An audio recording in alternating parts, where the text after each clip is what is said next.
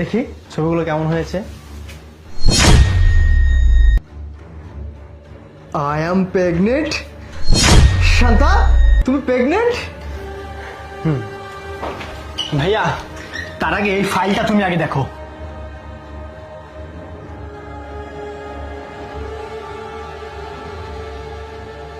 আমি কোনোদিনও বাবা হতে পারবো না, এটা কি করে সম্ভব শান্তা?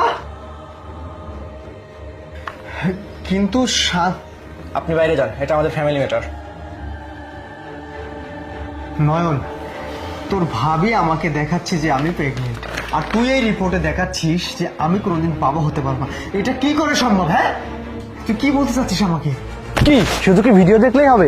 আমাদের নিজস্ব তত্ত্বাবধানে তৈরি হলুদ মরিচের গুঁড়ো নিতে আজই যোগাযোগ করুন কৃষক বাড়িতে। হ্যাঁ, আমি যা বলতেছি ঠিকই বলতেছি, তাহলে শোনো। হ্যাঁ ডাক্তার সাহেব, আমি আরিফের ভাই বলতেছিলাম, আরিফের রিপোর্টটা কি দেওয়া যাবে? মানে আরিফের রিপোর্ট আপনি চাচ্ছেন আরিফকে ছাড়া? এটা কিভাবে সম্ভব? ওনার রিপোর্ট আমি আপনাকে দেবো কেন?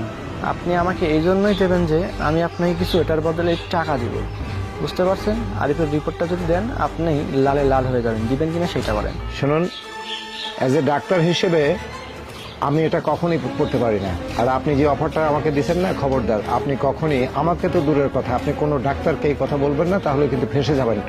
আপনি ফোন রাখুন। ঠিক আছে, শুনুন, আপনি না দিলেও আপনার মতো অনেক ডাক্তার আছে যারা এই রিপোর্ট দেওয়ার জন্য প্রস্তুত, কিন্তু আপনি একটা জিনিস লস করলেন, সেটা হলো টাকাগুলো লস করলেন। Okay bye.